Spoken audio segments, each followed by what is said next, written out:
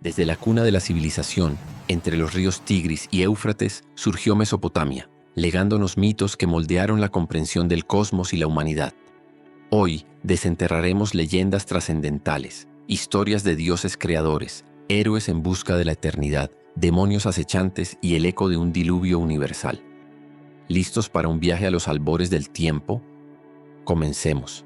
La creación de la humanidad y la rivalidad latente Enki versus Enlil. Escuchad atentamente, pues os narraré una historia tejida en los albores del tiempo, cuando el cosmos, recién ordenado por la mano de Marduk, bullía con la actividad de los dioses. El universo era joven, las estrellas aún buscaban sus puestos definitivos en el manto nocturno, y los grandes Anunnaki, los dioses supremos, se habían repartido ya sus dominios y sus glorias.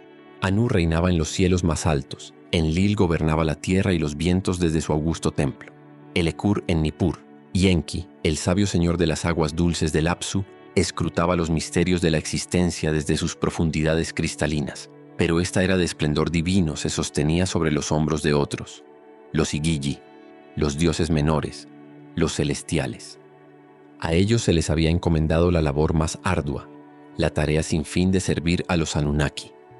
Durante incontables ciclos de sol y luna, los Igigi cavaron los grandes ríos, el Tigris y el Éufrates con sus propias manos divinas. Amontonaron montañas para el deleite de Enlil. Construyeron los zigurats escalonados que rasgaban el cielo ladrillo a ladrillo bajo un sol implacable. El polvo del trabajo cubría sus cuerpos divinos, el sudor amargo surcaba sus rostros exhaustos. Sus espaldas se curvaban bajo el peso de las canastas de tierra, sus manos sangraban por el roce de las herramientas. 3.600 años, según cuentan algunas tablillas, soportaron esta carga, un servicio que se había tornado en esclavitud. El murmullo del descontento creció entre ellos, primero como un susurro en las canteras, luego como un lamento en los canales recién excavados, hasta convertirse en un clamor de rebelión. «Basta ya», resonó una noche en sus campamentos. «Esta labor es excesiva, este sufrimiento insoportable. ¿Acaso somos menos dioses que aquellos que descansan en sus tronos dorados mientras nosotros perecemos en el fango?» Liderados por un impulso de desesperación colectiva, los Igigi tomaron una decisión fatídica. Arrojaron sus picos y azadones a las llamas de sus fogatas en un gesto de desafío final. Las herramientas, símbolos de su servidumbre, se consumieron en una pira de protesta. Y al amparo de la noche, una multitud silenciosa y resuelta marchó hacia Nippur, hacia el sagrado Ekur, la morada de Enlil, el supervisor de sus tormentos. Rodearon el templo, sus sombras danzando a la luz de las antorchas que portaban, un círculo de fuego y furia contenida. Enlil dormía en su cámara sagrada, ajeno a la tempestad que se cernía sobre su casa.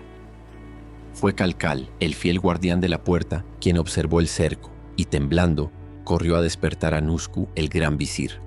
Nusku, a su vez, con el corazón encogido, se apresuró a la alcoba de su señor. «Oh Enlil, mi rey», exclamó, «tu morada está sitiada, una hueste de Igigi rodea tus puertas, un ejército silencioso y terrible acampa ante el Ekur». Enlil se incorporó, el sueño desvanecido reemplazado por una ira gélida y un temor punzante. ¿Cómo osaban? Convocó de inmediato a los grandes dioses. Anu, el Padre Celestial, descendió de sus alturas. Enki, el astuto, emergió de las profundidades del Apsu. Se reunieron en consejo, la tensión palpable en el aire divino. ¿Quién es el instigador de esta revuelta?, bramó Enlil, su voz como el trueno distante. ¿Quién ha osado desafiar mi autoridad y la paz de los dioses? Pero cuando Nusku, enviado como emisario, interrogó a los Igigi, la respuesta fue unánime. Cada uno de nosotros ha declarado la guerra. El exceso de trabajo nos ha matado. Nuestra tarea era demasiado pesada, el sufrimiento inmenso. No toleraremos más esta carga. Los Anunnaki escucharon y por primera vez un silencio incómodo se instaló en la asamblea. Anu, el anciano, habló con gravedad. Su queja es justa. Hemos exigido demasiado. Enki, el señor de la sabiduría, había permanecido en silencio hasta entonces, sus ojos profundos observando, analizando. Siempre había existido entre él y su hermano Enlil una corriente subterránea de diferencia, no siempre hostil, pero sí fundamental. Enlil era el orden, la autoridad incuestionable, el decreto desde las alturas, a menudo severo y distante. Enki, en cambio, era la creatividad, la solución ingeniosa, el artesano divino que comprendía los mecanismos ocultos del cosmos y sentía una curiosa afinidad por las formas más humildes de la existencia. Fue Enki quien rompió el silencio con una propuesta que cambiaría el destino del universo. «Hermanos», comenzó, su voz calmada pero llena de una resonancia peculiar. «La carga de los Igigi es, en verdad, insostenible, pero el trabajo debe hacerse. Los canales deben irrigar la tierra, los templos deben ser cuidados, las ofrendas deben continuar. Propongo, pues, una solución audaz. Creemos a un ser que pueda asumir esta labor. Creemos al Lulú, al hombre». Una quietud expectante llenó la sala. «¿Un ser nuevo?», inquirió Anu. «Sí», continuó Enki. «Un trabajador sustituto. Lo modelaremos para que lleve el yugo de los dioses. Él cavará los canales, él cultivará los campos, él nos servirá, y nosotros al fin podremos descansar». La idea era revolucionaria, casi herética, pero la necesidad apremiaba. «¿Y cómo se logrará tal portento?», preguntó Enlil, sus ojos fijos en su hermano, una mezcla de escepticismo y una apenas velada suspicacia ante la facilidad con que Enki ofrecía soluciones tan originales. «Convocada Mami», respondió Enki, refiriéndose a la gran diosa madre, Nintu, la partera de los dioses, también conocida como Ninhursag. «Ella es la artífice de la forma, y necesitaremos un sacrificio». Un murmullo recorrió la asamblea. «Que un dios sea inmolado», prosiguió Enki, «aquel que posea inteligencia, para que su esencia pueda ser transmitida. Su carne y su sangre, mezcladas con la arcilla de la tierra, darán vida al hombre». Se eligió a Geshtu-e, un dios menor, pero notable por su entendimiento, Sutemu. Quizás, algunos susurraron, había sido uno de los cabecillas de la revuelta Igigi, y este era un castigo velado, una justicia poética. Bajo la guía de Enki, la diosa Mami purificó la arcilla del Apsu. Geshtu-e fue sacrificado, y su sangre divina, portadora de espíritu e ingenio, se derramó sobre el barro primordial. Todos los Anunnaki, uno por uno, escupieron sobre la mezcla, un acto mágico que sellaba su participación y otorgaba una chispa de su propia naturaleza a la nueva criatura. Con manos expertas, Mami amasó la arcilla infundida, cantando antiguas canciones de creación. «He aquí que he creado», exclamó ella finalmente. «He disipado vuestra pesada labor. He impuesto vuestra carga al hombre». 14 trozos de esta arcilla vivificada preparó. 7 los colocó a su derecha, 7 a su izquierda. Y con la ayuda de las diosas del nacimiento, de esos 14 trozos surgieron 7 varones y 7 hembras, los primeros de la estirpe humana. Frágiles eran, mortales, destinados a una vida de esfuerzo y sufrimiento, pero en sus venas corría la sangre de un dios y en sus mentes una chispa de la inteligencia divina. Se les asignó el pico y la azada, la canasta y el arado. El trabajo de los Igigi recayó sobre sus hombros.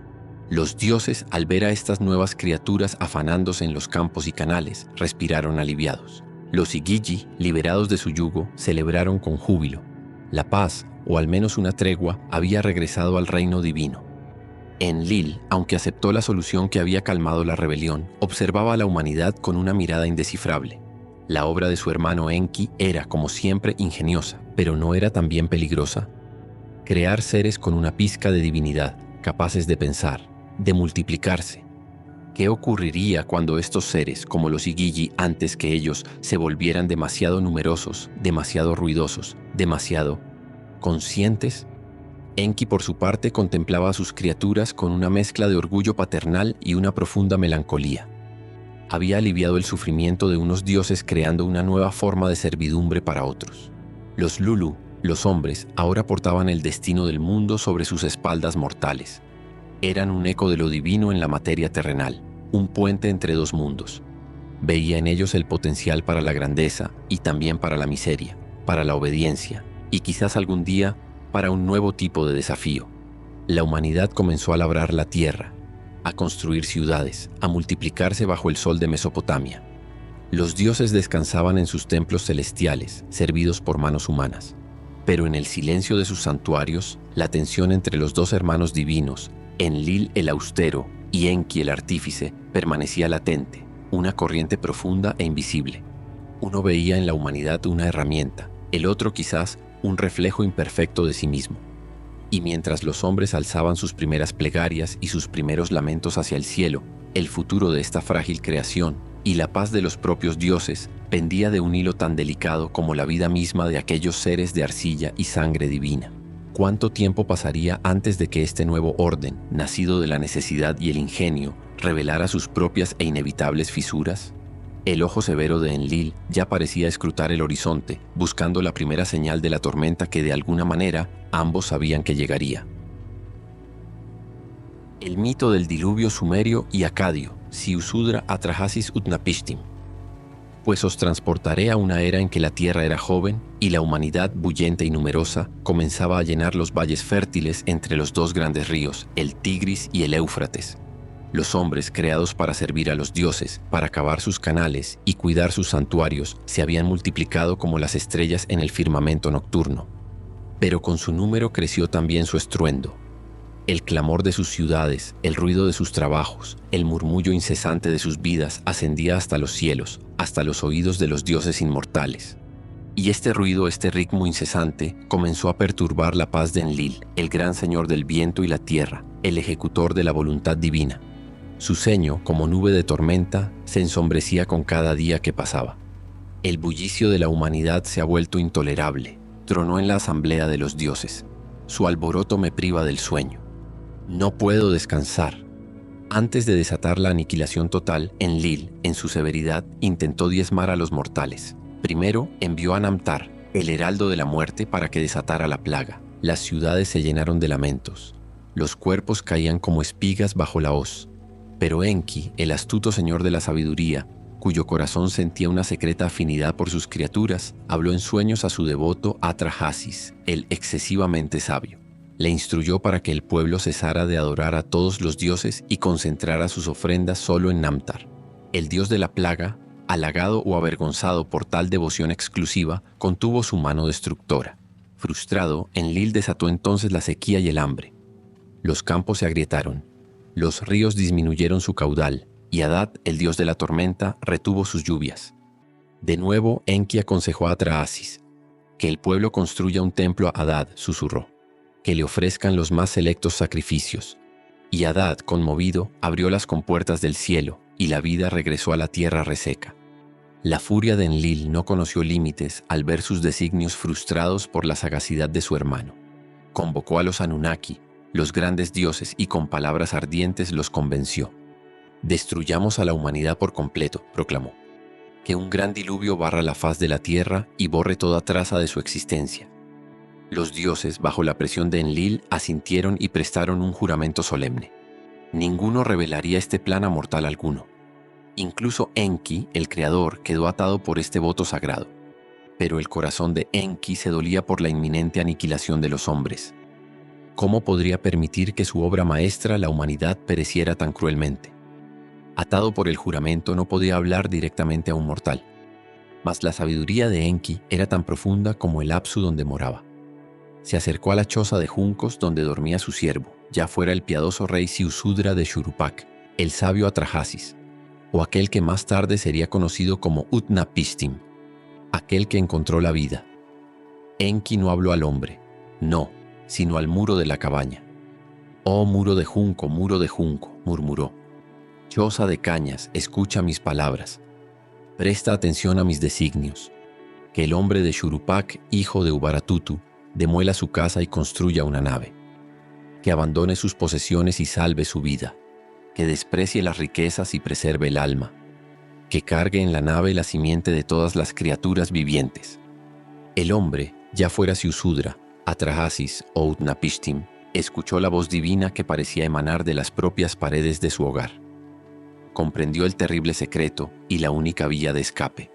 Siguiendo las instrucciones susurradas por el dios, comenzó la ingente tarea. Reunió a los carpinteros y artesanos. «Debo partir», les dijo quizás, «pues Enlil está airado conmigo y debo buscar refugio en el dominio de Enki, en el Apsu». Construyeron una embarcación colosal, un arca de dimensiones prodigiosas, calafateada con betún y pez para hacerla impermeable a las aguas embravecidas. 7 cubiertas tenía, divididas en múltiples compartimentos. En ella cargó a su familia, a los artesanos que le ayudaron, el oro y la plata que poseía, y más importante aún, la simiente de toda cosa viva, parejas de animales del campo, bestias salvajes de la estepa, aves del cielo.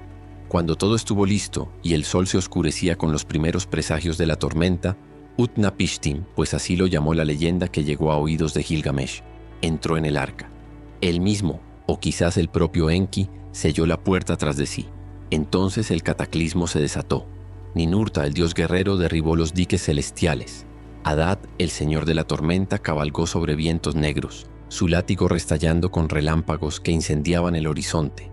Los Anunnaki mismos portaban antorchas, iluminando la tierra con un resplandor aterrador mientras las aguas subían.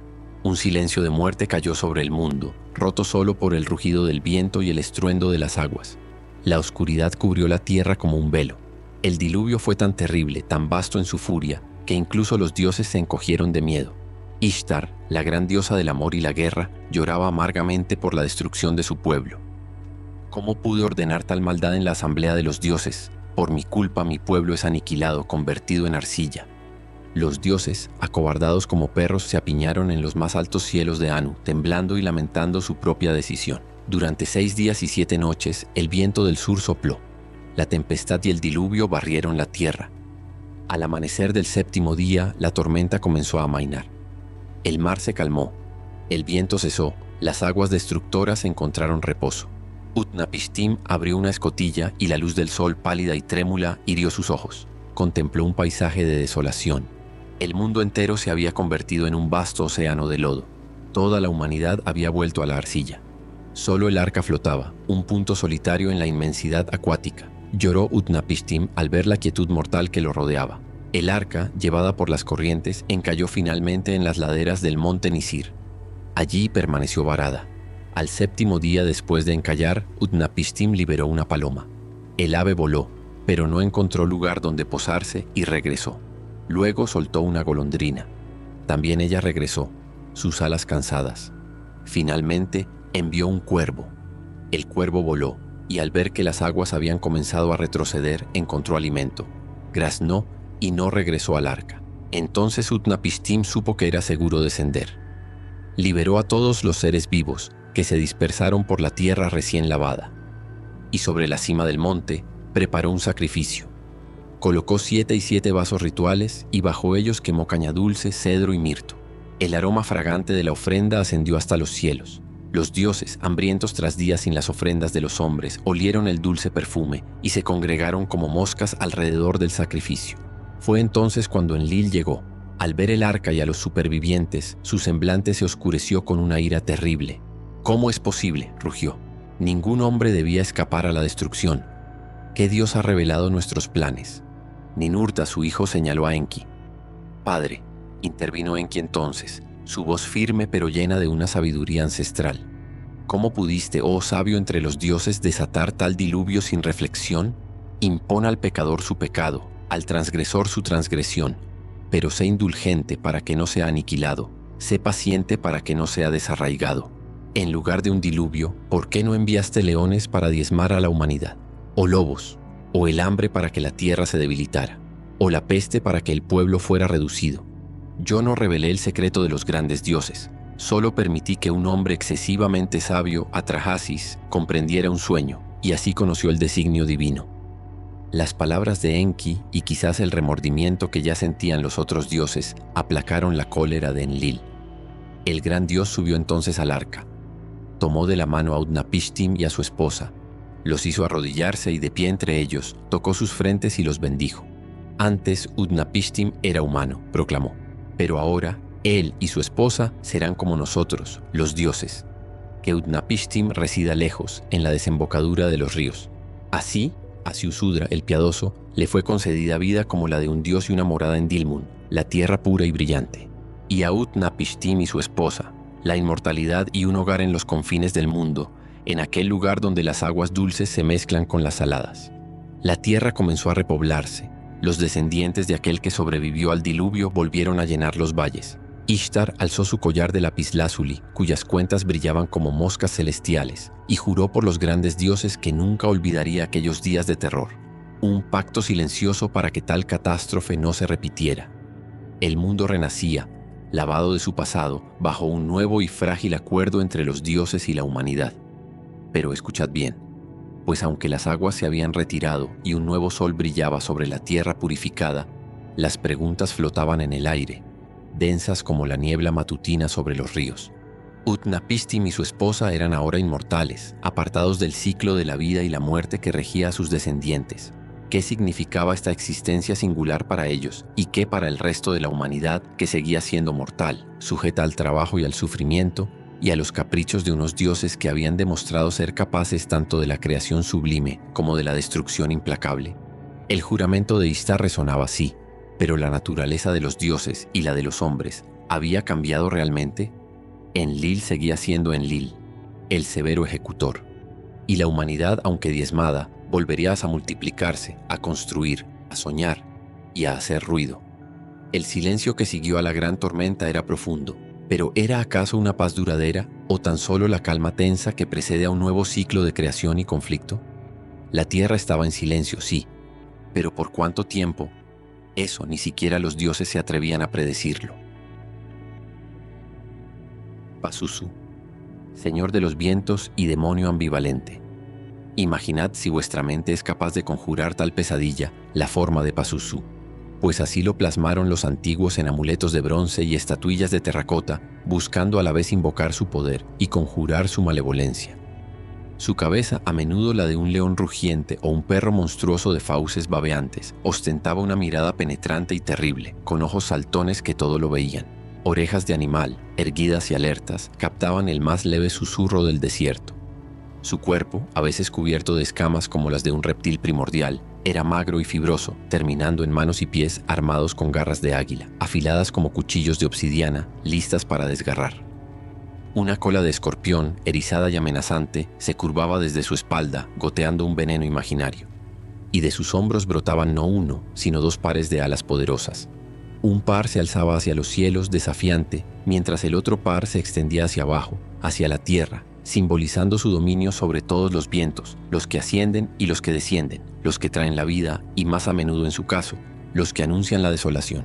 Un falo prominente y erecto solía adornar su figura, símbolo de una fuerza generativa oscura y caótica. Pazuzu no era un demonio menor, un simple espectro errante. Era un príncipe entre los suyos, un señor de la desolación. Su aliento era el viento abrasador del suroeste que barría las llanuras de Mesopotamia, trayendo consigo tormentas de arena que oscurecían el sol al mediodía, convirtiendo el día en una noche asfixiante. Este viento temido era el heraldo de la sequía, marchitando las cosechas en los campos, agrietando la tierra sedienta y dejando tras de sí el espectro del hambre. Con él llegaban también las nubes de langostas voraces, que devoraban en horas el trabajo de meses, y las fiebres pestilentes que diezmaban rebaños y se cobraban vidas humanas. Cuando el viento del suroeste aullaba con particular ferocidad, los corazones se encogían, pues sabían que Pazuzu cabalgaba en la tormenta, su risa un eco en el silbido del vendaval, su presencia una promesa de calamidad. Era el portador de la plaga, el susurro de la enfermedad en el aire cargado de polvo. Los hombres lo temían, maldecían su llegada y ofrecían plegarias a los dioses más benignos para que aplacaran su furia. ¿Quién querría invocar a semejante entidad, traer a su hogar la efigie de tal terror? Y aquí, oh mortales, yace la paradoja de Pazuzu, el misterio de su naturaleza ambivalente. Pues este mismo demonio, este arquitecto de la desgracia, era también invocado como un poderoso protector, un escudo formidable contra otros males que acechaban en las sombras, especialmente contra una de las más temidas, la infame Lamashtu, devoradora de niños.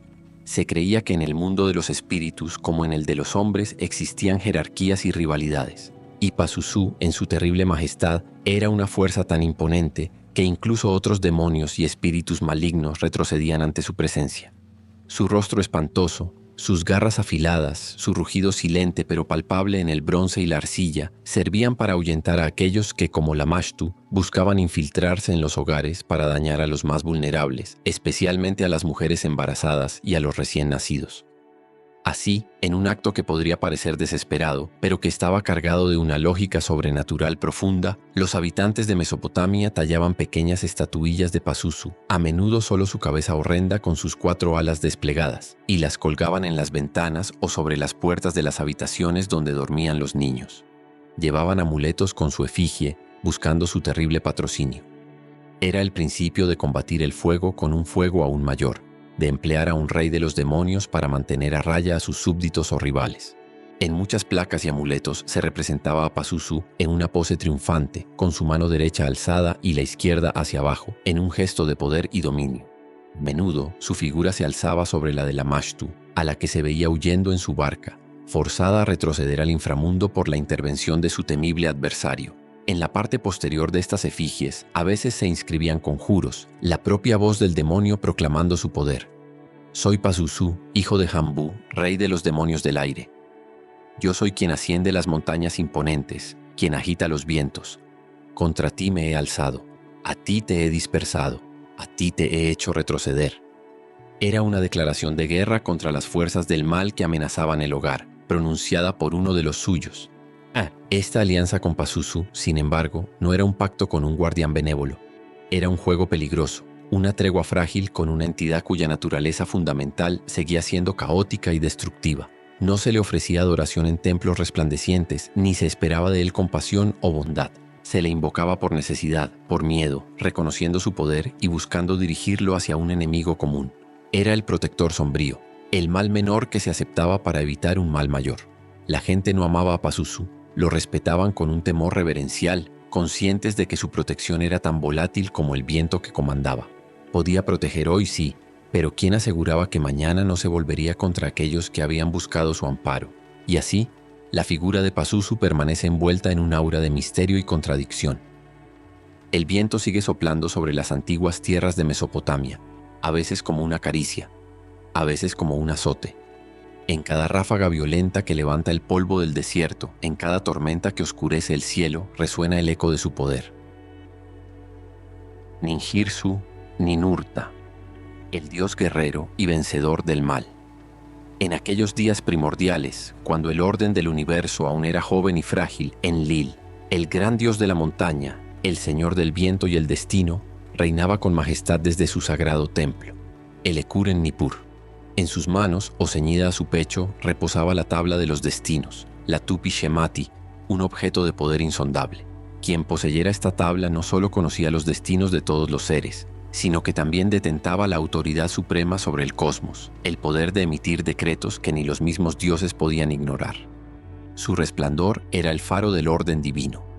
Entre el séquito de Enlil se encontraba Ansu, el Imdugud, una criatura formidable y terrible. Imaginadlo, un águila monstruosa con cabeza de león, cuyas garras eran como cimitarras y cuyo rugido era como el de 1000 tormentas. Sus alas oscurecían el sol y su aliento era un vendaval helado. Ansu servía en el santuario, quizás abanicando al gran Enlil o guardando los umbrales sagrados, pero en su corazón anidaba una ambición oscura y reptante. Día tras día contemplaba la tabla de los destinos, su brillo seductor, el aura de poder que emanaba de ella. Yo, maquinaba Ansu en el silencio de su mente aviesa, mientras Enlil, confiado, se entregaba a sus abluciones matutinas en las aguas puras. Yo tomaré para mí la tabla de los destinos de los dioses. Yo reuniré los mandatos de todos los Anunnaki. Yo usurparé el trono. Seré el maestro de los decretos. Yo comandaré a los Igigi. Y así, en un instante de audacia impía, mientras Enlil se despojaba de su corona y la dejaba junto a la tabla, Ansu desplegó sus garras, arrebató el sagrado artefacto y con un batir de alas que sacudió el Ekur hasta sus cimientos, huyó como una exhalación, remontando el vuelo hacia su inaccesible fortaleza en las montañas más remotas y escarpadas. Un silencio sepulcral cayó sobre el santuario. El brillo divino que lo inundaba se atenuó, como si una estrella hubiera muerto. Enlil, al descubrir la traición, quedó mudo de estupor y furia. La autoridad del universo había sido robada. El orden cósmico pendía de un hilo. Los decretos divinos perdieron su poder. La armonía se convirtió en un eco discordante. El pánico se extendió como una plaga entre los dioses.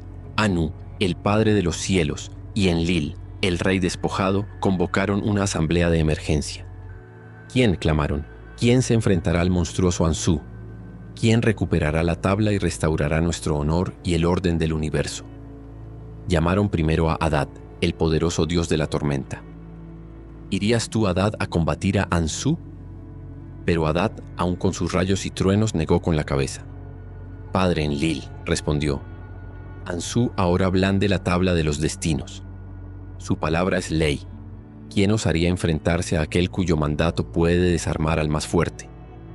Luego se volvieron hacia Gerra, el dios del fuego purificador, cuyas llamas consumían toda impureza. Pero incluso Gerra retrocedió. El terror de Anzú es demasiado grande, admitió. Su poder, ahora ilimitado, me convertiría en cenizas antes de que pudiera acercarme. Incluso Shara, el valiente hijo de Ishtar, un guerrero formidable, se sintió sobrecogido. Ningún dios se atrevía a enfrentar al usurpador.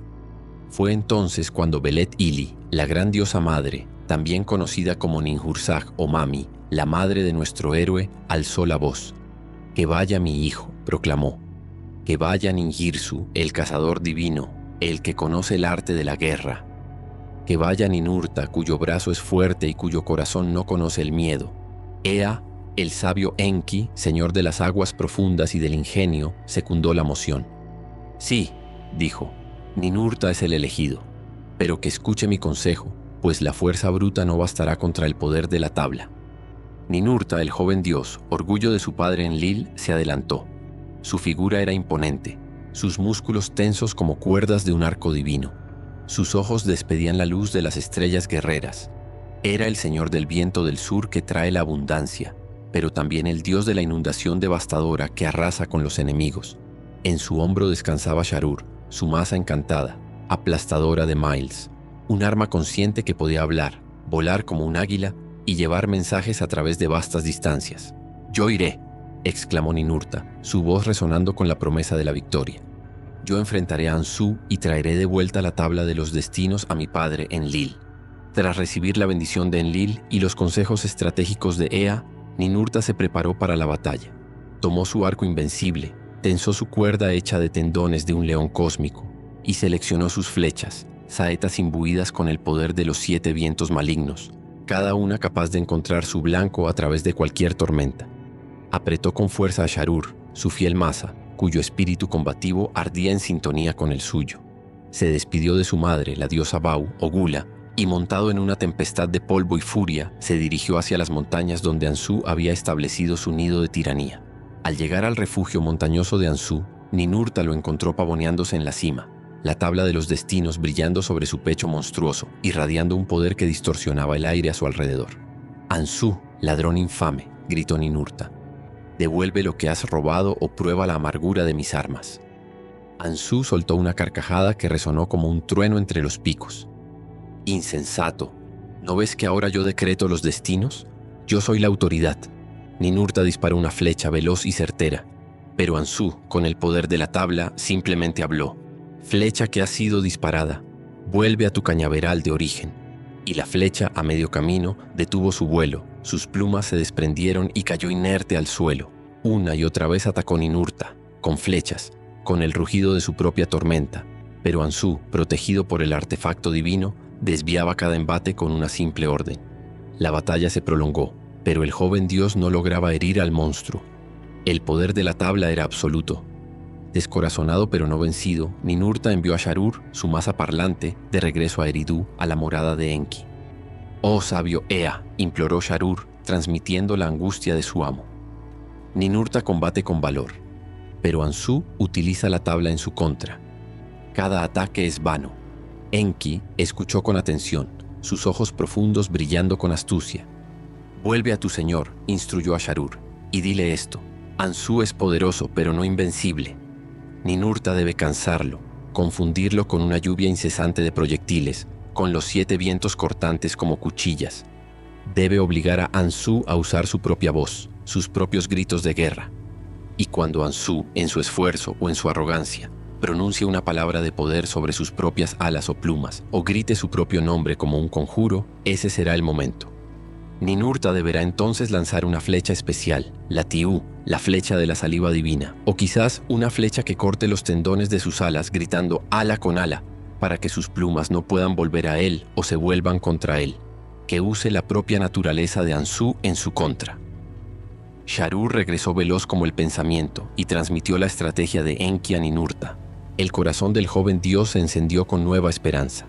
Volvió a enfrentarse a Anzú, pero esta vez su ataque fue diferente. No buscaba un golpe certero inmediato, sino que desató una tormenta de flechas y los 7 vientos huracanados, una cacofonía de destrucción que azotó la montaña. Anzú, sorprendido por la ferocidad y la táctica cambiada, se vio obligado a moverse, a gritar órdenes para desviar la miríada de proyectiles, a batir sus alas con furia para mantenerse en el aire. La montaña temblaba bajo el embate. «Mis plumas, que se dispersen y cieguen al enemigo», gritó Ansú en un momento, y luego, para recuperarlas. «Plumas, volved a mí». «Ala con ala», rugió Ninurta en el instante preciso, y al disparar una flecha especialmente preparada, esta, guiada por la sabiduría de Enki y la fuerza de Ninurta, atravesó la tormenta de plumas descontroladas y se hundió profundamente en la garganta o el corazón, según cuentan otras lenguas, de Ansú. Un grito gutural, ahogado, escapó del pico del monstruo. Sus ojos leoninos se abrieron con sorpresa y dolor. El poder de la tabla pareció parpadear. Sus alas, antes poderosas, ahora se negaban a obedecerle o colgaban inertes. La criatura, que momentos antes había desafiado a los mismos cielos, se tambaleó en el aire, perdió altura y con un estruendo que hizo temblar los cimientos del mundo, se desplomó desde la cima de su montaña, cayendo como una estrella oscura hacia los abismos. Ninurta, jadeante pero triunfante, descendió junto al cuerpo sin vida del usurpador. De su pecho monstruoso, aún tibia, arrancó la tabla de los destinos. Al tomarla en sus manos, sintió una oleada de poder inimaginable recorrer su ser. Un conocimiento cósmico, la autoridad para crear y destruir, para sellar el destino de dioses y mortales por igual. El universo entero pareció contener la respiración, esperando. Sharur, su fiel masa, vibró en su mano, quizás susurrando palabras de ambición, o quizás de cautela. El joven dios guerrero, el vencedor del mal, ahora sostenía en sus manos el poder que Ansú había codiciado hasta la perdición, el mismo poder que había regido su padre Enlil. La tentación era palpable, un dulce veneno que prometía la supremacía absoluta. ¿Restauraría el antiguo orden devolviendo la tabla a Enlil, su legítimo dueño? ¿O se alzaría él, Ninurta, como el nuevo señor de los destinos, forjando una nueva era bajo su propia y victoriosa voluntad? El eco de la batalla se había extinguido, pero en el silencio que siguió, el destino del cielo y la tierra pendía, frágil e incierto, de la decisión que tomaría el corazón del héroe. Adapa y la oportunidad perdida de la inmortalidad. En los días en que el mundo aún olía a la arcilla fresca de la creación, en la venerada ciudad de Eridu, joya del sur, morada del dios Ea, también conocido como Enki, el señor de la inteligencia insondable y las aguas primordiales del Apsu, vivía Adapa. No era un dios, pero tampoco un simple mortal en su concepción. Ea mismo lo había modelado, le había otorgado una sabiduría vasta, una comprensión de los designios del cielo y la tierra que superaba a la de cualquier otro ser humano. Era el sacerdote principal del Ea-Apsu, el templo de Ea. Cada día, con devoción inquebrantable, proveía el pan y el agua para los ritos sagrados, asegurando el flujo de ofrendas que mantenía la armonía entre los dioses y los hombres. Amplia inteligencia le había perfeccionado Ea, decían las tablillas, para revelarle los designios de la tierra. Sabiduría le había dado, mas la vida eterna no se la había concedido. Un día, como era su costumbre, Adapa se embarcó en su barca sobre las aguas del vasto mar, que en aquella mañana se extendía liso y brillante como un escudo de plata pulida. Su propósito era pescar, llenar las redes para la mesa de su señor Ea. Mientras bogaba en la quietud, sintiendo el suave calor del sol naciente, de pronto, sin previo aviso, Shutu, el viento del sur, sopló con una furia inesperada. No era la brisa refrescante que aliviaba el calor, sino un vendaval violento y traicionero. El cielo se oscureció, las aguas se encresparon como bestias enfurecidas, y la frágil embarcación de Adapa fue sacudida, volteada y hundida. El sabio sacerdote fue arrojado a las profundidades frías, a la casa de los peces, tragando agua salada y luchando por su vida. Al emerger, empapado y tiritando, pero con el fuego de la indignación ardiendo en su pecho, Adapa alzó su vista hacia el cielo por donde el viento aún aullaba con malicia. «¿Cómo has osado, Shutu?», gritó, su voz cargada de una ira justa. «Tú, que debías traer alivio, me has traído la desgracia. Por el poder que Ea me ha conferido, yo te digo, quebraré tu ala». Y tal era la fuerza de su palabra, imbuida por la sabiduría de su dios patrón, que en ese mismo instante el ala de Shutu, el viento del sur, se partió. Durante 7 días y 7 noches, el viento del sur no sopló sobre la tierra. El aire se volvió pesado y estancado. Las cosechas en los campos comenzaron a marchitarse bajo el sol inclemente, y el frescor que aliviaba a hombres y bestias desapareció. En su morada celestial, Anu, el gran padre de los dioses, el rey del firmamento, notó esta quietud antinatural. ¿Por qué?, preguntó Ailabrat, su fiel visir. ¿El viento del sur no ha acariciado la tierra durante estos 7 días? Y Labrat, que todo lo sabía de los asuntos celestiales y terrenales, respondió con gravedad: Mi señor Adapa, el hijo de Ea, aquel que reside en Eridú, en la ira de su corazón ha quebrado el ala de Shutu. La sorpresa y luego la cólera se reflejaron en el rostro de Anu. Un simple mortal, por muy sabio que sea, se atreve a alterar el orden cósmico. Que lo traigan inmediatamente ante mi presencia, que responda por sus actos. La noticia de la convocatoria celestial llegó a oídos de Ea en su abismo acuático. El dios de la sabiduría se turbó, pues aunque Adapa había actuado en un arrebato de ira, era su creación más preciada, su modelo de hombre. Sabía que los caminos del cielo eran peligrosos para los mortales, y que la ira de Anu podía ser terrible. Entonces, con su mente astuta y profunda, concibió un consejo para su protegido, un consejo lleno de verdades a medias y omisiones fatídicas. Adapa, hijo mío, dijo Ea con voz solemne, has sido llamado al cielo ante el trono de Anu, deberás emprender ese viaje, pero escúchame bien y graba mis palabras en tu corazón. Cuando llegues, preséntate con el cabello revuelto y las vestiduras rasgadas como un hombre en duelo. Esto ablandará los corazones de los guardianes. En la puerta de Anu, continuó Ea, encontrarás a 2 dioses, Dumuzi y Gisida. Ellos te preguntarán: Hombre, ¿por qué luces así? Adapa, ¿por qué vistes ropas de luto? Tú les responderás: 2 dioses han desaparecido de nuestra tierra, y por ellos guardo este luto. Cuando te pregunten quiénes son esos dioses, dirás: son Dumuzi y Gisida. Ellos se mirarán, sonreirán y hablarán bien de ti ante Anu. Luego, Ea llegó al consejo crucial, la advertencia que sellaría el destino de Adapa y de toda la humanidad. Cuando estés en la presencia de Anu, te ofrecerán el pan de la muerte. No lo comas. Te ofrecerán el agua de la muerte. No la bebas. Pero si te ofrecen un vestido, vístetelo. Si te ofrecen aceite para ungirte, únguete con él. Recuerda bien mis palabras, Adapa, y tu vida será preservada. ¿Buscaba Ea proteger a Adapa de un engaño celestial o temía que la humanidad, al alcanzar la inmortalidad, se igualara a los dioses y perturbara el orden que él mismo tanto valoraba? El misterio de su intención permanece velado en las profundidades del Apsu. Adapa, confiando ciegamente en la sabiduría de su creador, asintió. Emprendió el asombroso viaje hacia los cielos, ascendiendo por caminos invisibles para el ojo mortal, más allá de las nubes, más allá de las estrellas errantes, hasta llegar a la refulgente puerta de Anu. Tal como Ea había predicho, los dioses Dumuzi y Gisida, cuyos rostros brillaban con una luz serena y pastoral, custodiaban la entrada. Al ver a Adapa con su aspecto de doliente, le interrogaron con sorpresa. Adapa respondió tal como su señor le había instruido, declarando que lloraba la desaparición de Dumuzi y Gisida de la tierra. Los 2 dioses se miraron y una sonrisa de complacencia iluminó sus semblantes. Este Adapa, dijeron entre sí, es un hombre de gran sentimiento y consideración. Y prometieron interceder por él ante el gran Anu. Con tan favorables heraldos, Adapa fue conducido al salón del trono, donde Anu, el anciano de los días, estaba sentado en majestad, rodeado de un esplendor que ningún mortal podría describir. Adapa, tronó la voz de Anu haciendo vibrar los cimientos del cielo. ¿Por qué razón has quebrado el ala de Shutu, el viento del sur, perturbando así el orden de mi creación? Adapa se postró y, con humildad pero sin temor, relató lo sucedido. Mi señor, yo estaba pescando en medio del mar para la casa de mi señor Ea, mi padre. El mar estaba tranquilo, pero Shutu sopló con furia, me arrojó de mi barca y me sumergió en el abismo salado. En la ira de mi corazón, y temiendo por mi vida, maldije su ala.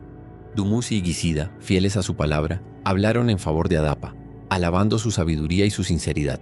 La cólera de Anu comenzó a disiparse ante la honesta explicación del mortal y la intercesión de los 2 jóvenes dioses. Contempló a Adapa, este ser creado por Ea, tan lleno de entendimiento, tan cercano en espíritu a los propios dioses. Este hombre, reflexionó Anu, a quien Ea ha dotado con tan vasta inteligencia, revelándole los secretos del cielo y la tierra. ¿Qué menos podemos hacer por él, que ha viajado hasta nuestra morada? Traedle el pan de la vida para que coma, traedle el agua de la vida para que beba, que sea como uno de nosotros. Los sirvientes divinos se apresuraron a cumplir la orden. Colocaron ante Adapa una mesa resplandeciente, sobre la cual humeaba el pan de la vida, cuyo aroma prometía la juventud eterna, y brillaba el agua de la vida, cuyo sorbo confería la inmortalidad. Pero Adapa, con las palabras de Ea resonando en sus oídos como un trueno, el pan de la muerte, el agua de la muerte. Apartó la vista. Cuando le ofrecieron el pan, dijo, no comeré. Cuando le ofrecieron el agua, dijo, no beberé. Luego le trajeron un vestido magnífico, tejido con luz estelar, y Adapa, recordando las instrucciones, se lo puso. Le ofrecieron aceite perfumado, y se ungió con él, sintiendo como su piel se volvía fresca y radiante. Anu lo observaba con asombro creciente. Adapa preguntó una nota de incredulidad en su voz. ¿Por qué no has comido del pan? ¿Por qué no has bebido del agua? Estos serán el alimento y la bebida de la vida eterna.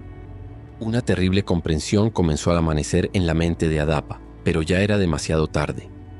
¡Ay, humanidad necia y descarriada!, exclamó Anu, mezcla de lástima y frustración. Nosotros te ofrecimos la vida sin fin, y tú la has rechazado. Por seguir ciegamente el consejo de tu señor Ea, has perdido la inmortalidad para ti y para todos tus descendientes. Has elegido la vestidura y el aceite, símbolos de honor terrenal y consuelo pasajero, en lugar del sustento de la eternidad. El peso de la revelación cayó sobre Adapa como una montaña.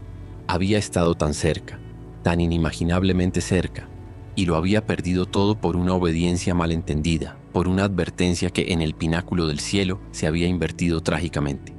«Llevadlo de vuelta a su tierra», ordenó Anu, su voz ahora teñida de una profunda melancolía. Adapa descendió de los cielos, no como un simple mortal, pues ahora vestía ropas celestiales y su piel brillaba con el ungüento de los dioses. Regresó a Eridu, a su templo, a sus deberes sacerdotales.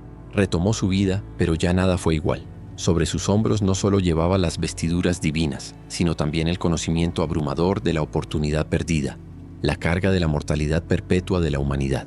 Anu, quizás como un último gesto de compasión o como un reconocimiento a la sabiduría que Ea le había otorgado, concedió a Adapa y a su ciudad Eridu ciertos privilegios, la exención de algunas enfermedades, el florecimiento del conocimiento y la realeza, pero la puerta a la vida eterna se había cerrado de golpe.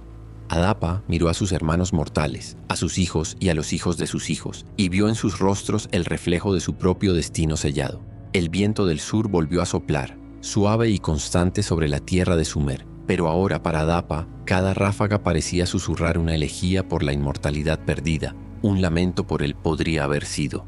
La sabiduría de Ea, tan profunda y a menudo benéfica, se había tornado en esta ocasión en una trampa fatal, o quizás en un designio inescrutable para mantener a la humanidad en su lugar asignado, separada para siempre de la plenitud de los dioses. Y así, la humanidad continuó su camino, bajo el sol y las estrellas, llevando en su memoria colectiva el eco lejano de una puerta celestial que una vez se abrió, ofreciendo un don más allá de toda comprensión, solo para cerrarse de nuevo, dejando tras de sí una estela de preguntas sin respuesta y el eterno anhelo de lo que se perdió en aquel fatídico encuentro entre el cielo y la tierra. ¿Fue un error? ¿Una astucia? ¿O simplemente el ineludible cumplimiento de un destino tejido por manos divinas mucho antes de que Adapa pusiera un pie en la barca aquella mañana? La respuesta, como tantas otras, quedó flotando en el viento. Nergal y Ereshkigal, el matrimonio que unió el cielo y el inframundo. En los días en que los dioses del cielo celebraban con gran pompa y alegría, Anu, el padre de todos, convocó a un suntuoso banquete en su palacio celestial. Manjares exquisitos se apilaban en mesas de oro, y el néctar divino fluía como ríos de ámbar. Todos los grandes Anunnaki estaban presentes, sus risas y cantos resonando bajo la bóveda estrellada. Todos, excepto una. Ereshkigal, la augusta y temida soberana del Kur, el vasto y polvoriento reino de los muertos. Las leyes primordiales impedían que ella ascendiera al gran arriba, así como los dioses celestiales temían descender a sus dominios sin una causa de peso. Para representarla y recibir su porción del festín, Ereshkigal envió a su fiel visir, Namtar, dios del destino y la fatalidad, un ser de semblante grave y aura de misterio. Cuando Namtar, portador de la esencia de su señora, llegó a la asamblea celestial, todos los dioses, grandes y pequeños, se pusieron en pie en señal de profundo respeto hacia la reina del inframundo. Todos, salvo uno. Nergal, el impetuoso, el de corazón ardiente, dios de la plaga súbita y la furia en la batalla, permaneció sentado, quizás absorto en sus propios pensamientos turbulentos, quizás por una chispa de arrogancia que siempre ardía en su pecho divino, o simplemente por un descuido imperdonable. No inclinó la cabeza, no ofreció saludo. Namtar, cuyos ojos no perdían detalle, Registró la ofensa en su mente silenciosa, cumplió su cometido, recogió la parte del banquete destinada a Ereshkigal y regresó a las profundidades de Gansir, el palacio de ébano y lapislázuli de su reina. Allí, ante el trono de sombras, relató todo lo acaecido, sin omitir el insulto flagrante del dios que no se había dignado honrar al mensajero de la gran Ereshkigal. Al escuchar esto, el rostro de la reina del inframundo, normalmente pálido como la muerte, se encendió con una furia helada. Sus ojos, estanques de oscuridad, brillaron con una luz terrible. Un dios siseó, su voz como el roce de huesos secos. ¿Un dios de los de arriba se atreve a despreciar a mi heraldo y por ende a mí misma, la soberana del Kur? Que ese dios, sea quien fuere, sea arrastrado hasta mi presencia. Que descienda a mis dominios para que yo pueda dictar sobre él mi juicio, el juicio de la muerte. Y así, envió a Namtar de vuelta a la corte de Anu, con un ultimátum que hizo temblar a los inmortales. El dios ofensor debía ser entregado. En el cielo, la consternación fue grande. Anu consultó los augurios y pronto se identificó al culpable, Nergal, el indómito.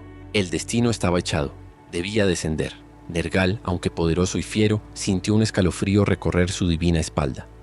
El Kur no era un lugar del que se regresara fácilmente. Buscó entonces consejo en Ea, el astuto Enki, cuyo conocimiento de los caminos ocultos y las artes sutiles era legendario. Ea escuchó con atención, su mente profunda sopesando los peligros. «Hijo mío», dijo con gravedad a Nergal, «el viaje que emprendes es peligroso. Ereshkigal es poderosa y su reino tiene leyes estrictas. Cuando llegues ante ella, no aceptes su hospitalidad. No te sientes en su trono si te lo ofrece. No comas de su pan, ni bebas de su agua, pues quien comparte el sustento del inframundo queda atado a él. No permitas que laven tus pies, ni aceptes vestiduras de su guardarropa». Y sobre todo, aquí la voz de Ea se volvió un susurro cargado de advertencia. Por más que su belleza te tiente, pues dicen que bajo su velo de sombras yace una hermosura desoladora, no cedas a sus encantos carnales. No te acuestes con la reina de los muertos, pues tal unión te encadenaría a su lado para siempre.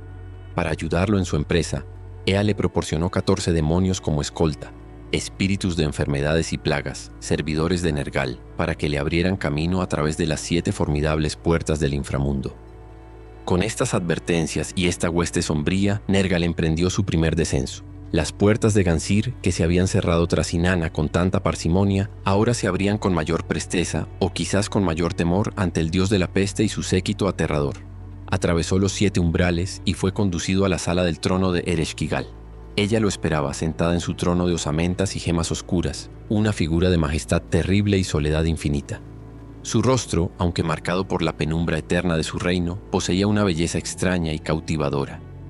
Sus ojos eran pozos profundos que prometían secretos y olvido. Nergal, recordando las palabras de Ea, se mantuvo firme. Rechazó el asiento que le ofrecieron, la comida y la bebida. Pero mientras la observaba, mientras ella quizás le hablaba con una voz que era a la vez el susurro del viento en una tumba y la promesa de un poder oculto, algo en él se conmovió. Cuando Ereshkigal, en un gesto de desafío o de una vulnerabilidad inesperada, se despojó de sus velos oscuros y se le ofreció, o cuando él simplemente contempló la fuerza y la extraña atracción de la reina solitaria. Las advertencias de Ea se desvanecieron como humo. El fuego de Nergal, dios de la pasión ardiente, respondió a la oscuridad magnética de Ereshkigal. Olvidó todo consejo. Se acercaron, y en el corazón del inframundo, el dios de la plaga y la reina de la muerte se unieron en un abrazo que hizo temblar los cimientos del Kur. Durante 6 días y sus 6 noches correspondientes, se amaron con una pasión desesperada y voraz, un torbellino de luz y sombras, de vida ardiente y quietud mortal. Ereshkigal, que solo había conocido la soledad y el poder sombrío, encontró en Nergal una llama que derretía su coraza de hielo. Al 7º día, Nergal, quizás sintiendo el tirón del mundo de arriba, o recordando vagamente que su estancia debía ser temporal, o temiendo las consecuencias de su entrega, le dijo a Ereshkigal: «Amada mía, debo partir por un breve tiempo al reino de mi padre Anu. Hay asuntos que debo atender, pero te juro que regresaré». Ereshkigal, con el corazón desgarrado entre el amor recién descubierto y la sospecha ancestral de su reino, lo dejó marchar con renuencia, aferrándose a su promesa. Pero Nergal, una vez en el gran arriba, no regresó. Quizás la luz del sol le hizo olvidar la oscuridad, o quizás el miedo a quedar atrapado fue más fuerte. Los días pasaron en el Kur y Ereshkigal esperaba en vano. La alegría efímera se convirtió en una herida sangrante y luego en una furia monumental. Había sido amada y luego abandonada. Su dolor y su ira sacudieron el inframundo. Se rasgó las vestiduras, lloró lágrimas que eran polvo y ceniza. El Dios que compartió mi lecho, que me juró amor, me ha abandonado, gritó. Envió de nuevo a Namtar, esta vez no con una petición, sino con un ultimátum que heló la sangre de los dioses celestiales. Anu, padre de los dioses, Ea el sabio, enviadme de vuelta a Nergal, aquel que yació conmigo, para que sea mi esposo y gobierne a mi lado. Si os negáis, si me priváis de mi deseo, entonces, por el gran juramento que ata incluso a los inmortales, desataré a los muertos. Abriré las puertas del inframundo y lanzaré a mis legiones de difuntos sobre la tierra de los vivos. Haré que los muertos se levanten y devoren a los vivos hasta que su número supere al de aquellos que aún respiran. El terror se apoderó del cielo. La amenaza de Ereshkigal era la más terrible que se pudiera concebir. Anu y Ea supieron que no había elección. Nergal debía regresar al Kur y esta vez para siempre. Ea llamó a Nergal. Quizás le reveló que este era su destino ineludible, o quizás le ofreció un nuevo consejo, uno más acorde con la naturaleza impetuosa del dios guerrero. Esta vez pudo haber dicho, no vayas como un suplicante ni como un amante furtivo. Ve como quien eres, Nergal, el conquistador, el señor de la plaga y la destrucción. Y Nergal, quizás con una mezcla de resignación a su sino y un resurgir de su propia naturaleza fiera, se preparó para su segundo y definitivo descenso. Ya no solo con 14 demonios, sino con la plenitud de su poder aterrador. Como una tormenta de fuego y pestilencia, Nergal irrumpió en el inframundo. Las 7 puertas de Gansir volaron en pedazos ante su embestida. Los guardianes huyeron despavoridos. No hubo súplicas ni astucias esta vez. Atravesó los salones sombríos como un meteoro destructor, sus demonios sembrando el pánico a su paso, hasta que llegó a la sala del trono donde Ereshkigal, pálida pero aún altiva, lo esperaba. Sin mediar palabra, Nergal avanzó hacia ella. La furia por su destino, el recuerdo de su pasión, la necesidad de imponer su voluntad, todo se mezclaba en su ser. Agarró a la reina del inframundo por sus largos cabellos oscuros y la arrancó de su trono de huesos, arrojándola al suelo. Su mano se alzó, presta a asestar el golpe final, a extinguir la vida de la señora de la muerte. Ereshkigal, sintiendo el aliento helado de su propia aniquilación, o quizás viendo en la furia de Nergal un eco de la pasión que habían compartido, lo miró desde el suelo, sus ojos pozos de desesperación y una extraña entrega. «No me mates, hermano mío», suplicó, su voz ya no un siseo de reina, sino el ruego de una mujer. «No me mates, permíteme hablarte. Si me perdonas la vida, sé tú mi esposo, y yo seré tu esposa. Gobernaremos juntos este vasto y sombrío reino. Te entregaré la soberanía sobre el inframundo. Pondré en tu mano la tabla de la sabiduría del Kur, los secretos de la vida y la muerte. Tú serás el amo y yo seré la ama». Nergal se detuvo, su mano en alto. Contempló a la reina derribada, su orgullo hecho añicos, ofreciéndole todo. Su reino, su poder, ella misma. Los 14 demonios de la peste aguardaban en silencio, listos para obedecer cualquier orden. El destino del inframundo y el de la propia Ereshkigal pendía de un hilo, de la decisión de este dios volátil y terrible. ¿Consumaría su venganza o su conquista aniquilando a la reina, sumiendo al Kur en un caos aún mayor? ¿O aceptaría este pacto inesperado, esta unión forjada en la ofensa, la pasión y el terror, convirtiéndose en el rey de un dominio que ningún dios del cielo había osado reclamar? La oscuridad del inframundo pareció contener el aliento, esperando la palabra que sellaría un nuevo orden o una destrucción final. La Mashtu, la devoradora de niños y el terror nocturno. En las sombras más profundas de la antigua Mesopotamia, donde el Tigris y el Éufrates susurraban secretos a la luna, acechaba un terror sin nombre para muchos, pero bien conocido por las madres que apretaban a sus recién nacidos contra el pecho y por los ancianos que habían visto demasiadas cunas vaciarse. Os hablaré de la Mashtu, la hija de Anu, la devoradora de niños, el terror nocturno cuya sola mención helaba la sangre. No era un simple espectro, no. Su linaje era divino, pues Anu, el Padre de los cielos, la había engendrado. Pero en su ser no había luz celestial, sino una oscuridad insaciable, una malevolencia que no actuaba por mandato de otros dioses, ni como castigo por pecados cometidos. La Mashtu era el mal encarnado, una fuerza del caos primordial que se deleitaba en el sufrimiento de los más inocentes, una depredadora, cuya hambre nunca se saciaba. Su nombre mismo, la que borra, era un presagio de su obra infame. Imaginad si os atrevéis, pues los artesanos temblorosos que tallaban sus efigies en amuletos de arcilla y piedra nos han legado su espantosa forma. Su cabeza era la de una leona rugiente, con fauces sedientas de sangre y crines hirsutas. Sus orejas, a veces largas y puntiagudas como las de un asno, captaban el más mínimo gemido de un infante. Dientes afilados capaces de roer huesos se apretaban en una mueca perpetua.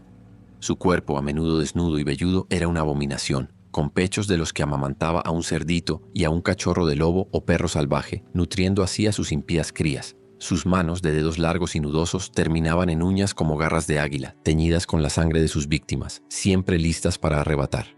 Y sus pies, oh, sus pies eran los de un ave de rapiña, con espolones afilados, perfectos para aferrarse a su presa o para posarse sobre el lomo de un asno. Su montura impía, mientras surcaba los caminos oscuros entre los mundos, a menudo en una barca fantasmal sobre el río del inframundo, llevando consigo su estela de pavor. En sus manos, en lugar de un cetro, blandía serpientes venenosas, símbolos de su ponzoña. 7 eran sus nombres malvados, 7 las formas de su terror. Era la que se deslizaba en las casas sin ser vista, más silenciosa que una sombra, burlando cerrojos y vigilancias. Su aliento fétido traía la fiebre y la enfermedad a los niños sanos. Acechaba a las mujeres embarazadas, retorciendo al nonato en el vientre, provocando abortos y partos prematuros que llenaban de luto los hogares. Y cuando una nueva vida llegaba al mundo, con su llanto frágil y su olor a leche, la Mashtu se cernía como un buitre. Se decía que secuestraba a los recién nacidos de sus cunas, dejando un vacío desgarrador. Susurraban los aterrorizados que bebía su sangre inocente, que roía sus pequeños huesos, que les arrancaba la vida con un toque helado. Las madres jóvenes, exhaustas tras el parto, eran también su presa, consumiéndolas con fiebres y delirios, secando la leche de sus pechos. Su mano es una red, su abrazo es la muerte, rezaban las letanías. Ni siquiera los adultos estaban a salvo de su malicia, pues podía infligirles dolencias, pesadillas espantosas y un lento consumir de su carne y espíritu. Su morada no era un palacio infernal, sino los lugares salvajes y desolados, más allá de la protección de las ciudades y los dioses civilizados. Los desiertos áridos donde aullaba el viento, los cañaverales impenetrables junto a los ríos, las marismas estancadas. Allí, entre chacales y serpientes, la Mashtu encontraba refugio, reuniendo fuerzas para sus incursiones nocturnas en el mundo de los hombres. El miedo a la Mashtu era una sombra constante en cada hogar mesopotámico. Cada fiebre infantil, cada llanto inexplicable en la noche, cada embarazo malogrado, podía ser atribuido a su presencia maligna. Era la explicación sobrenatural del dolor más incomprensible, la pérdida de un hijo. Pero la humanidad, aunque temerosa, no se rendía sin luchar. Contra la hija de Anu se alzaban las defensas de la magia y la fe. Se tallaban amuletos de arcilla, de bronce, de piedra, que se colgaban al cuello de los niños y de las parturientas, o se fijaban en las puertas de las casas. Estos amuletos a menudo mostraban la propia efigie de la Mashtu, no para honrarla, sino para repelerla, como si su propia imagen pudiera ahuyentarla, o para transferir su mal a la figura y luego desecharla ritualmente. Se recitaban largos y poderosos encantamientos, invocaciones que nombraban a la demonia, describían sus horribles atributos y le ordenaban con la autoridad de los grandes dioses que se alejara, que no cruzara el umbral, que no dañara al niño ni a la madre. La Mashtu, hija de Anu, cuyo nombre es infame entre los dioses, comenzaban los conjuros. Vete al desierto tu morada, no entres en esta casa. Se le hacían ofrendas simbólicas, figurillas de arcilla que la representaban, panes y agua, objetos diversos, que luego eran colocados en una barca en miniatura y enviados río abajo, llevándose consigo, así se esperaba, su influencia nefasta. A veces, un perro negro, animal de connotaciones ctónicas y protectoras, formaba parte de estos rituales. Y en esta lucha desesperada contra el terror nocturno surgió un aliado inesperado, un guardián tan temible como la propia Lamashtu, Pazuzu, su feroz consorte en algunas tradiciones o su acérrimo enemigo en otras. Pazuzu, señor de los vientos malignos del suroeste, el que traía la fiebre, la hambruna y las plagas de langostas, él mismo un demonio de aspecto aterrador con cabeza de león o perro, cuerpo escamoso, garras de águila y cola de escorpión. Pero contra la Mashtu, su poder era invocado como un escudo. Se creía que solo un mal mayor podía ahuyentar a un mal menor, o que la rivalidad entre estas fuerzas oscuras podía ser explotada. Así, se fabricaban amuletos con la cabeza horrenda de Pazuzu, a menudo con una inscripción en la espalda que proclamaba: «Soy Pazuzu, hijo de Jambu, rey de los demonios del viento Lilú. Ascendí una montaña imponente y los vientos me acometieron. Aquel contra quien me alzo, aquel será destruido».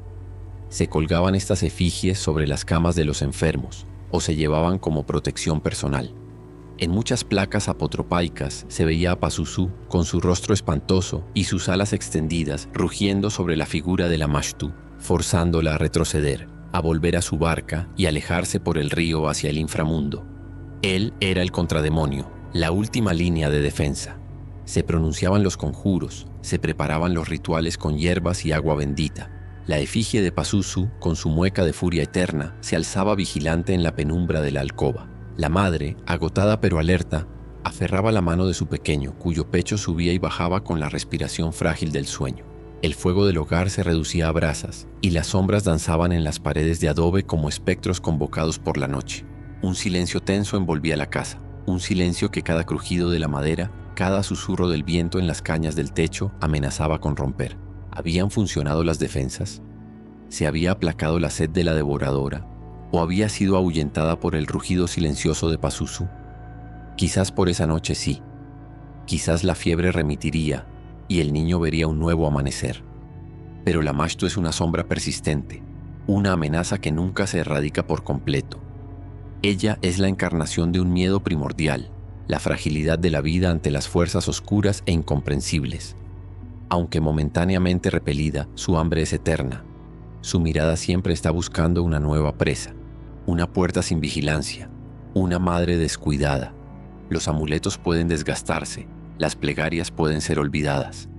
Y en la quietud más profunda de la noche, cuando toda defensa parece lejana, ¿quién puede asegurar que su silueta monstruosa no se dibuja de nuevo contra la luna, que sus garras afiladas no buscan ya el pestillo de la puerta? La lucha contra ella es una vigilia sin fin, un eco de terror que resuena a través de las edades, recordándonos que la oscuridad siempre aguarda paciente su oportunidad. Inanna, Ishtar y su descenso al inframundo.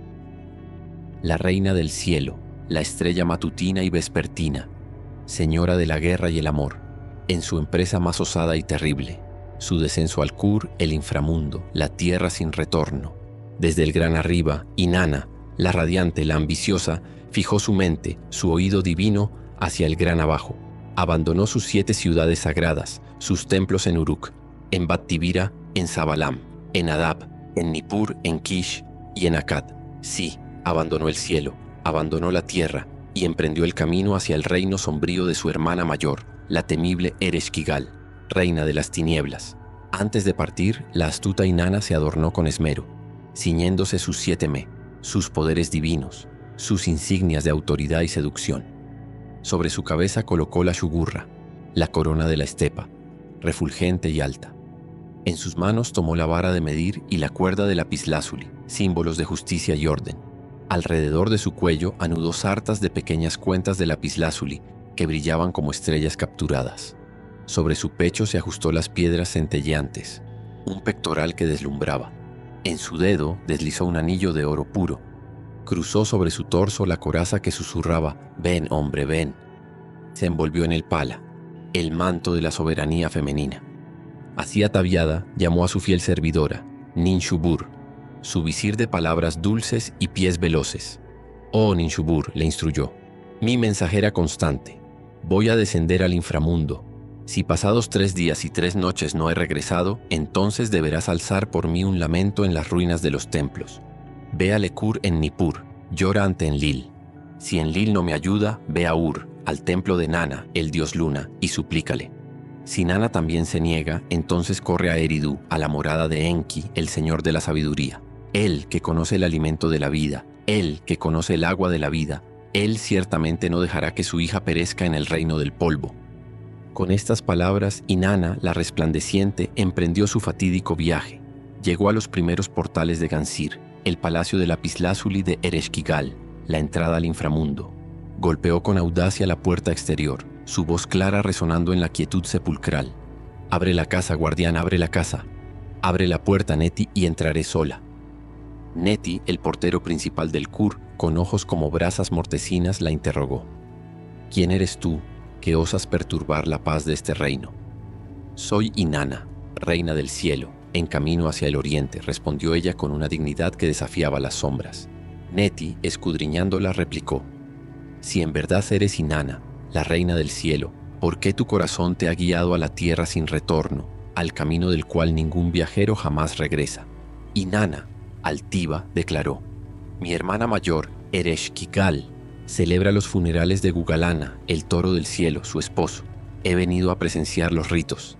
Neti, el guardián, se deslizó como una sombra hacia el interior y llevó el mensaje a su sombría señora. Oh, mi reina, anunció. Una doncella, alta como los cielos, adornada como las estrellas, ha llegado a las puertas de tu palacio. Dice ser Inanna, tu hermana. Ereshkigal, sentada en su trono de polvo y desesperación, quizás retorciéndose en los dolores de un parto eterno o en el luto por su consorte, escuchó con una furia gélida. Su corazón se llenó de amargura y sospecha. Inanna, mi hermana la brillante, la que todo lo tiene, ¿qué busca en mi reino de miseria y olvido? Una sonrisa cruel se dibujó en sus labios pálidos. Muy bien, sisió Neti. Trátala según las antiguas leyes del Kur.